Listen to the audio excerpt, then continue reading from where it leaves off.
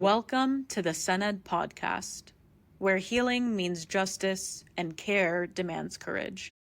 Sened is the solidarity network of doctors and healthcare workers born from the urgent need to stand with those repressed for speaking out against the ongoing genocide in Gaza. We believe that healthcare work is movement work, and that resisting systematic and structural violence is a duty for us all. This isn't just a podcast. It's a tool of resistance, a place for collective learning, political clarity, and unapologetic solidarity. Together, we'll break down how the healthcare system is used to uphold systematic violence, and we'll share tools, analysis, and community to help you resist it with courage and conviction. Welcome to Sened. Good evening, everyone. It's my honor to welcome you all to the first session of Cultivating Courage, Liberating the Healthcare Worker Voice. This project came to be under the guidance of Doctors Against Genocide, which is a global health coalition committed to stopping genocide, and Sened, the solidarity network of doctors and healthcare workers that seeks to support, uplift, mobilize, and build resilient communities among healthcare workers. We encourage everyone to follow both Doctors Against Genocide and Sened on Instagram to keep updated with our projects, our calls to actions, and other relevant information regarding the mobilization of healthcare workers. Before we get started, I want to introduce all of our facilitators. So I'll go first. My name is Umayma, and I'm a Palestinian MD PhD candidate, although I've been suspended from my medical program due to my anti-genocide advocacy. I'm going to pass the introduction on to Dr. Qadir. Hello and welcome everyone. My name is Dr. Asfiya Qadir. I'm a child and adolescent psychiatrist currently practicing in the Twin Cities in Minnesota. I am currently working at Prairie Care Newport, which is the largest provider of mental health services for youth in the Midwest. And I am currently also serving as the diversity, equity, inclusion clinical consultant for the organization. I'm currently censored from speaking and teaching, and I am finding ways to cultivate courage and speak up anyway. Thank you so much. Dr. Maria, would you like to introduce yourself? Yeah, my name is Dr. Rupa Maria. I am a professor on suspension at the University of California, San Francisco. I'm an author. I'm a musician. I guess that taught me how to have a loud mouth. And I have been learning for a long time how to have courage in the face of racist repression and have been putting all my skills to use and will continue. And I hope to share those with you all and learn together. Thank you. Amazing. Thank you. Morgan, would you like to introduce yourself? Yeah. Hi, I'm Morgan. I'm an MD PhD candidate, and I am also excited to be working to organize Sened with this amazing group of folks who are such strong organizers and strong voices. Thank you. So before we get into more of the material, we wanted to share what this space is characterized by. So the space is grounded in a few shared understandings of how we will engage with each other.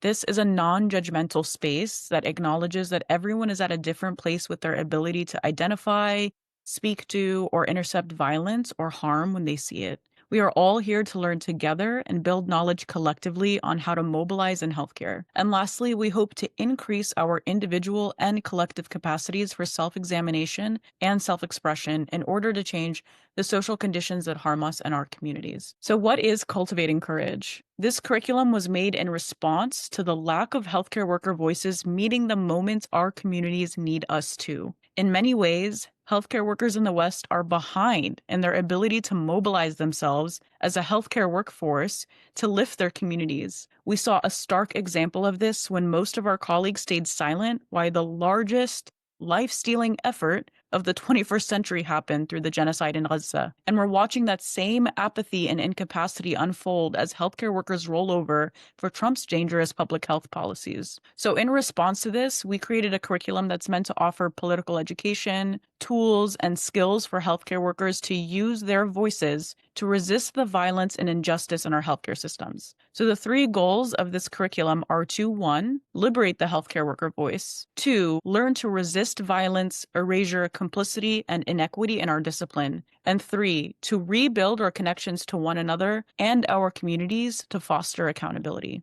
This is going to be a peer-to-peer curriculum, meaning we're going to be relying on one another to learn new skills, sharpen our tools, and increase our capacity to mobilize as healthcare workers. And lastly, I want to emphasize that although we'll be spending a lot of time using the genocide in Gaza as a primary example, this curriculum is meant to expand the ability of healthcare workers to respond not just to genocide, but to all structures of violence. If you can respond appropriately to genocide, the worst manifestation of violence, you will find you'll be able to respond and counter any form of harm as a healthcare worker. So let Palestine be our learning ground, preparing us to address the violence and harm already coming down on us as new attacks on healthcare happen every day.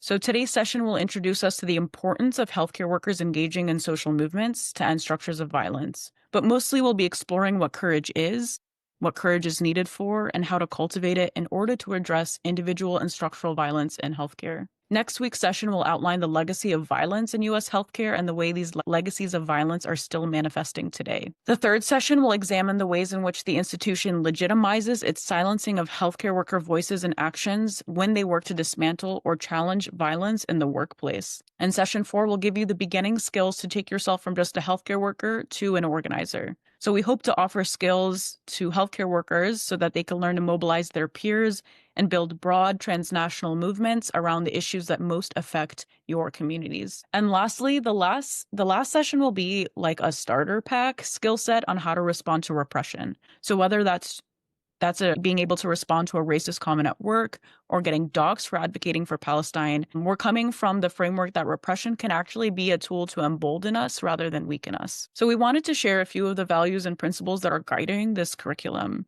You'll see these 5 recurring themes show up in the next few weeks because these are the ones that are grounding our political education and action. So the first principle is that courage is actually necessary to resist harm. If it were easy to intercept violence, everyone would do it. But the truth is that we work in a healthcare system that is meant to be capitalist, meant to be extractive, meant to be carceral, and meant to be harmful. And so that system will resist those of us who try and change it. We need principled stances and courage to stand up to harm, likely because there will be repercussions for doing so. The second principle we hold is that justice for all people must be prioritized over our loyalty to the unjust institutions that employ us. If we cannot see people and human beings as more important than our jobs, particularly those of us at institutions that are actively firing, suspending, and targeting those who speak up against the genocide, then we're failing our patients who deserve better providers. The third principle is that our advocacy and mobilization is rooted in the decades and centuries of healthcare workers who resisted before us and who are currently resisting alongside us. Not all takes are good takes, but principled stances and actions must be rooted in the radical tradition, which means to take issues at the root. And the fourth principle is simple: harm to one is harm to all. And although many people and many healthcare workers say they hold this value, in our curriculum, we will challenge people to think about how this value translates to your actions. So, for example, when a child in Gaza is slaughtered, or an unhoused person is bulldozed over by the city, like what happened in Atlanta a few weeks ago, how does your belief that harm to them is an attack on everyone show up in your actions as a healthcare worker? Those are the types of questions we're going to explore throughout the sessions. And lastly, we believe as healthcare workers and students that care is a principled act capable of transforming people and institutions towards collective liberation. Care work can arguably be the most important work to get us all free, which is why it's necessary for healthcare workers to be part of a collective mobilization to change the world. Now, enough from me. I'm going to pass on the facilitation. Thank you so much. So now we're going to get into the content for session 1. I'm very excited about the content today. I hope you are as well. This is the crux of what we are going to be teaching and learning about together as we reflect on and cultivate courage as a community. So the word for courage is actually derived from the word heart. And the actual definition of courage is to speak that which is in your heart with your voice out loud to someone else. And so you have a component of that which is in your heart, the contents, your voice, and somebody witnessing you. and listening. And we're going to spend the next couple slides reflecting on what are the impediments, what are the barriers to using courage. So this is going to give us an opportunity to begin to be creative in thinking about what are the barriers, what are the blocks that get in the way of us being able to act with courage. So fear is a really powerful force. The emotion itself is often all it takes to shut people down. In fact, the emotion of fear can be so overwhelming that we don't even take that step to critically think about whatever that task was that we were considering. So maybe you're familiar with this phrase. I hear it so often. I wish I could speak up, but what if I lose my job, right? So let's pause and let's do some critical thinking on that, because the emotion is pretty overwhelming. Most healthcare workers, and I'm including those of us who have actually experienced retaliation in some form, who speak up, the first steps that our institutions and hospitals take actually isn't to terminate our jobs or to force us to resign. Usually the very first steps are them trying to keep us because they would rather have us continue to work, but step in line, fall back in line, go back to the status quo. So that's why the very first steps usually have to do with reprimands, some form of maybe a tactic of intimidation or veiled threat. Reinforce the fear, stoke that fear response so that we self-censor.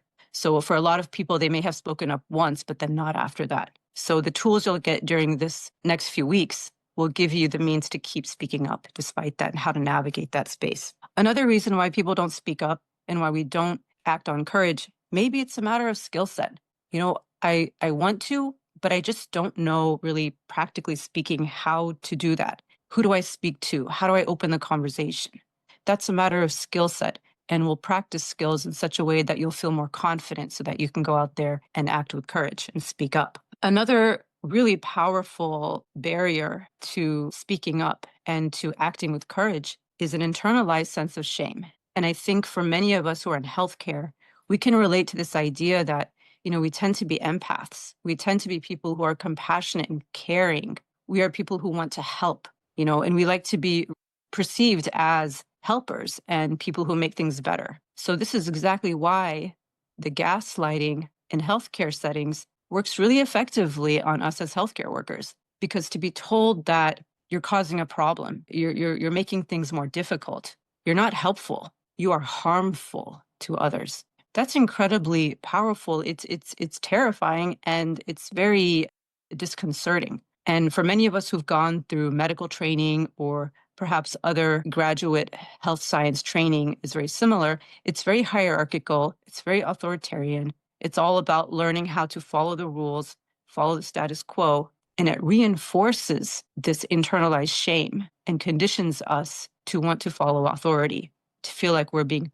unprofessional or we're bad healthcare workers when we step out of line and challenge the status quo. So there are so many reasons why there are barriers to taking what is in our heart, speaking it out loud with our voice, and being witnessed by other people. So we ask the question, what's at stake? Why do we need to have courage? Challenging the normalization of violence in healthcare. Now, over the next session, especially next week, we're going to learn more about the types of violence and the forms that it takes and how it plays out in healthcare settings. And that's going to help us actually frame an understanding of the historical roots of our healthcare system and why it's so problematic and why it enacts colonial violence even to this day. For us as healthcare workers, it is our responsibility to disrupt those processes of violence, to disrupt the commission of harm as it's being done, and we need to have courage to do that.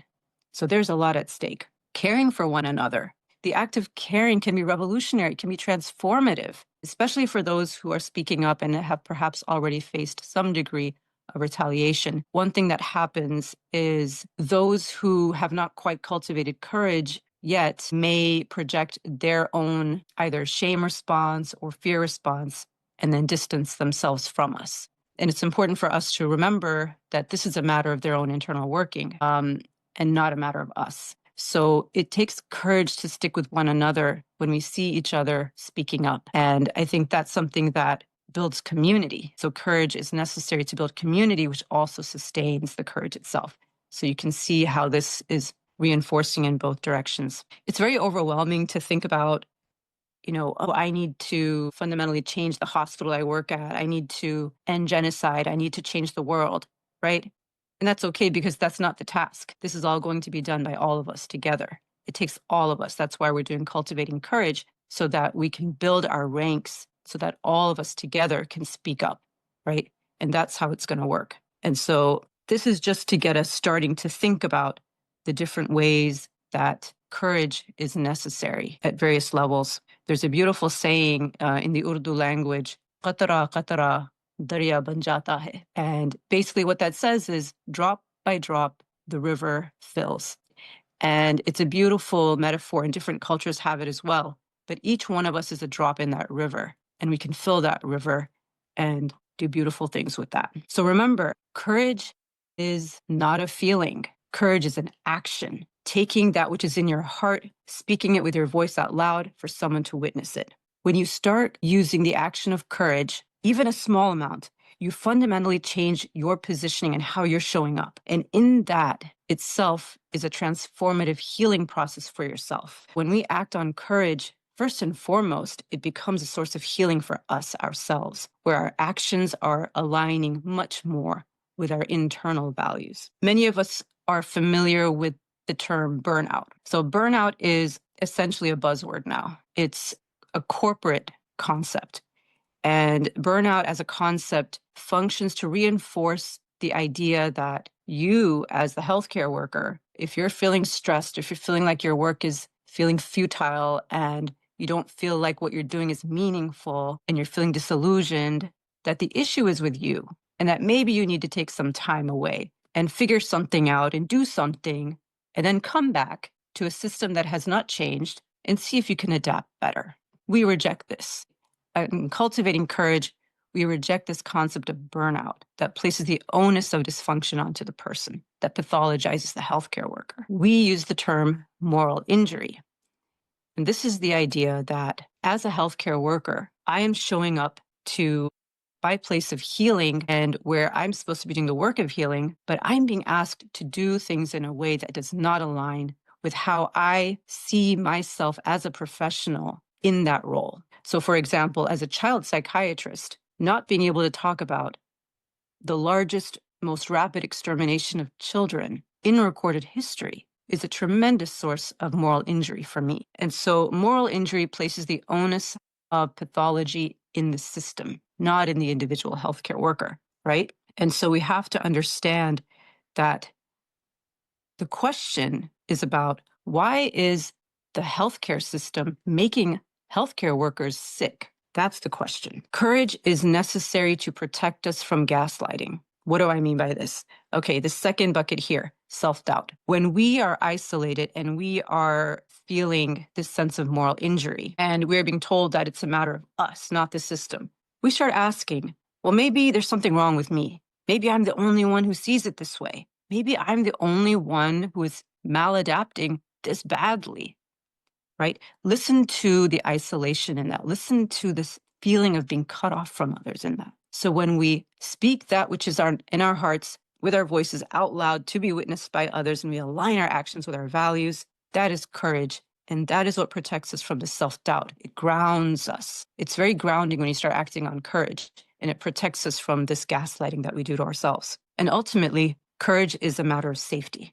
When we think about abusive, harmful systems, they thrive on silence. And so to speak up is incredibly powerful. And when you do that, you fundamentally shift the dynamic in the environment. Abuse requires silence in order to continue with impunity. This is why in abusive systems, there's so many tactics of threatening harm and intimidation and such like that. Because the idea is to shut us down, keep us quiet, censor us, so that the violence can continue with impunity. And so when we speak up, what happens? We make a very powerful statement and we say that no, violence and harm will not have impunity. They will be challenged every time in this space, right?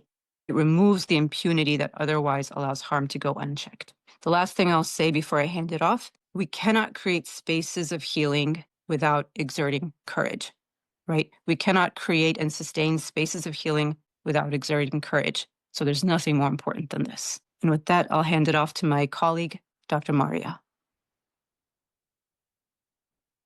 Thank you for that, Dr. Asfia. That was beautiful. So when we think about courage, and this kind of goes with the gaslighting that Asfia was just talking about, it's important to recognize that we have been programmed to not be courageous. We have been programmed to have self-doubt. We have been programmed through our cultural conditioning of this particular system we live in, which is this system of settler colonial capitalism, to be disjointed from one another, to be atomized as individuals. And so if you're asking yourself, oh gosh, why don't I have courage? It's not something that you should feel bad about, because it's not your fault. But to think very clearly and intentionally about cultivating courage, it is an action that we can do for ourselves as individuals, but ultimately it's an action that we do collectively together, because we cannot change this system as individuals. We cannot decolonize as individuals. It's not a therapeutic approach. It is something that we must do in community by reconnecting. And we're going to talk a little bit about how connection helps bolster the mycelial web, if you will, that's necessary for actual cultivating courage. And so actually have agency. We think that we don't have agency to change our lives in our work as healthcare workers. Often we fear our job loss, so we don't speak up. We feel our job is more important than our lives or even our patients' lives or a particular individual or even the community that we serve. But we have agency to change and to cultivate a different kind of system that is based in community, that is based in our accountability to one another and to the web of life to which we belong, that is based in different forms of spirituality or the ways in which we engage with something bigger than ourselves, that is connected to stories and ways in which we learn, our different forms of education that inform our communities, our understandings of who we are and where we are and what we're doing. And most importantly, the ways in which we care for one another. So as we, are walking in our day and our life as healthcare workers, and we see, okay, here's this system that cultivates insecurity, it cultivates individualism, it cultivates fear, it cultivates harm, or we can start to imagine, the medicine that we really need. A medicine that will give us the nutrients to help us grow these kinds of qualities that we need. Please. The next couple of slides will give us some examples about how tracing a path to courage actually requires connection and requires reconnection. If colonization is a process of severing our relationships to and our duties to care for one another and the web of life, colonization actually includes the processes of reconnecting, of purposefully hooking back up. And one critical aspect of this reconnection is accountability. And at its root, accountability is about connection. Accountability is how we treat each other and how we respect and protect one another. It's essentially our duties of care for one another. Accountability is how we show up for ourselves and how we show up for our communities, how we do no harm, and how we follow our path as healers and as protectors of life. We don't get our moral instructions from our employers, who are often more concerned about the management of a capitalist healthcare system rather than, what we know to be true and correct for the people that we're serving. Accountability is building the strongest type of bridge between ourselves and the communities that we're serving or the communities that we belong to. It is a bridge that we're committing to fixing, to checking up on, to strengthening in order to make accessible to one another. It's a good start to map out for yourself, maybe in a journal, who are you accountable to and who will you show up and learn from? With whom do you share critical self-reflection? And from whom do you receive and discuss critical reflection? And these kinds of questions will help you see kind of the where is your community how you understand yourself in the web of relationships right now, and where are the places where you want to grow, and that just getting a snapshot of that right now will help to inform where you go forward. This is important because community is probably the most resilient pillow of accessing courage when there's a hit to the system. And I'm saying this very much from personal experience. The people who have held me through attack upon attack for the last 17 months from my healthcare system and from random people sending horrible messages from around the world is my community, is the people who I've been doing movement work with for 25 years. It's been, my uncles and aunties who just showed up with me, who've known me for 50 years. And those people who I have constant committed relationships to. So those kinds of things are not something that we learn in a culture that actually promotes disconnection. So courage comes from community, from accountability, which is an important way to build community, and also from education. Education is a very important way to reconnect, and not just education out of books, although we included some great books here, but education's from learning from our elders, from learning from our community members with their lived experiences, expanding the knowers of who shares knowledge, and bringing those together to weave a complex tapestry of our knowing who we are, where we are, and how we situate ourselves in various struggles. By learning our histories of struggle from our own people and from other people, we root ourselves down into a deeper place in our movement work. The shared histories of struggle that we all have teach us about how we have been cut off from one another and even set against one another in ways that achieve the agendas of empire. And we really see that through a liberal framework, the liberal individual framework. Racism is a typical way in which colonial or imperial systems set up hierarchies of power through the act of othering. So this othering functions to prevent us from having empathic bonds with one another. So we don't feel another person's pain. So we don't know what they're experiencing. And so we don't help. Just think about, I don't know where you live, but I live in the Bay Area, and I can't tell you the number of times, even myself, who's done so much work, I will be walking down the street and someone will be unhoused, and I don't just stop and say, what do you need? What can I do? How can we come together in this way? So the casual way of not responding to the needs of people within our own midst who are struggling is part of that severance of our care for one another. And I highly recommend the work of Poor Magazine and their process of, they call it People School, of teaching us to reconnect through education, through actually poor people's scholarship, so that we learn from them the impact it has to be othered in that way as being a poor person. So education is about learning about each other, specifically learning our histories, learning how our histories are alive in what we see in the matrix of power today. Education in many forms, through reading, attending lectures, engaging in the arts, going to an activity by Poor Magazine. They do this Theater of the Poor from Theater of the Oppressed, these activities which actually really break down the barriers and help us reconnect. That helps us build these empathic bonds with one another, so we are in connection with one another.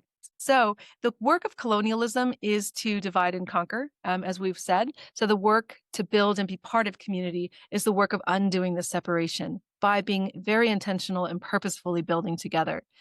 It is the worst nightmare of these systems to know that we are actually hooking ourselves back up together again. Encampments across this country, across Turtle Island, last year in the spring were an amazing example of this. Another amazing example was Standing Rock, when we were setting up the Medic Healer Village there. When you start to occupy these kinds of spaces and build what we call like prefigurative realities, so realities of the world that we want, and we show what it's like as we share meals together, as we share educational processes together, as we share community together, as we start to take care of one another through these basic essential needs when we're camping, when we're out of our normal lives, so to speak. This is an incredibly powerful way to build community and to learn the actions of communities and the requirements of being accountable and holding ourselves to our duties of care for one another. And so it's exciting, but it's also extremely threatening to the system. Being in this level of community as the encampments was such a show of power against the forces that we're encountering, that they had to send in the state police, and the level of violence that was used to smash that movement is a really good indication that we should do our best to get it up again as soon as possible. So I am going to hand off this facilitation now to my dear colleague, Morgan. Yeah, thank you guys so much for joining us today. So when we think about our role as healthcare workers are more than just caregivers, right? We can be like protectors of life, advocates for life, or we can also be accomplices in its destruction through the sorts of structures that we see acting on institutional levels, on the level of the state, like really up and down the scale. And when healthcare workers act as advocates and take a stand, they can actually expose atrocities and really push for justice on multiple levels. And when doctors fail to kind of fulfill this role that we have in advocating for life at multiple levels. Medicine can become a tool used to perpetuate violence and perpetuate the genocide, as we've seen in Gaza. In Gaza, we've seen that hospitals and clinics have become targets, and instead of being places of healing, they're being bombed and targeted, with ambulances attacked, and over 450 healthcare workers have been abducted. More than 1,000 healthcare workers have been murdered, while Israeli doctors in the hundreds sign letters and publish them to medical journals affirming that the decision to bomb a hospital is somehow morally or ethically justifiable.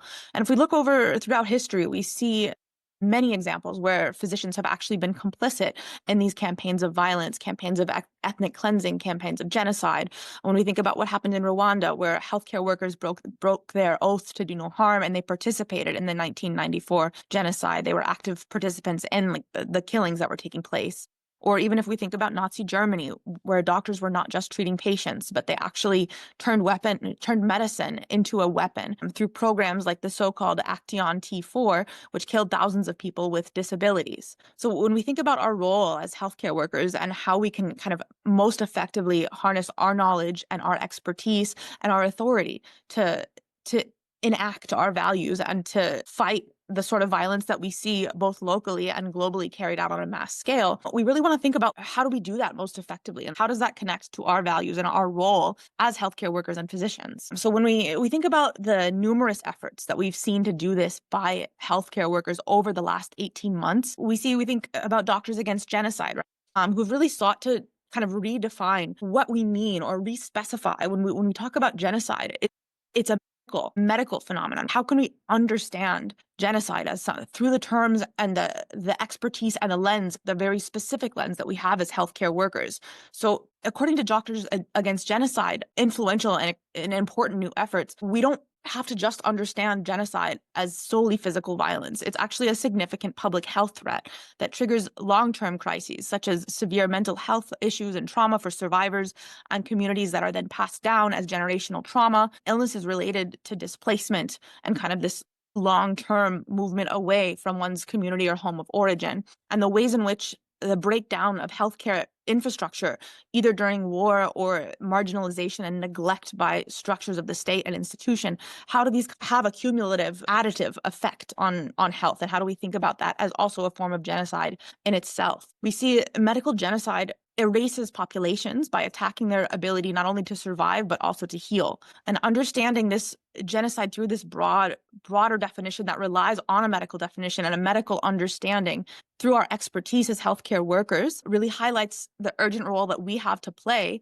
through our advocacy in order to identify, document, and stop a genocide. So by recognizing and confronting these abuses, we have a very critical role in what this movement as a whole is trying to do. And we can think about, there's hundreds of organizations doing such critical work in this area. We can't name them all, but Physicians for Human Rights, the Campaign Against Racism, Med Students for Justice in Palestine, Do No Harm. We can't name all of these different organizations, but we hope you find your own community and find a way to build and learn from them, and that Senate will be a great jumping point for that. Thank you for listening to the Senate podcast. If this conversation moved you, challenged you, or gave you tools to act, share it, organize with it, and build with us. Subscribe wherever you get your podcasts so you never miss an episode, and follow us on Instagram at SANAD.SolidarityNetwork4HCWS. Until next time, from the clinics to the streets, together we resist, together we heal, and together we rise towards liberation.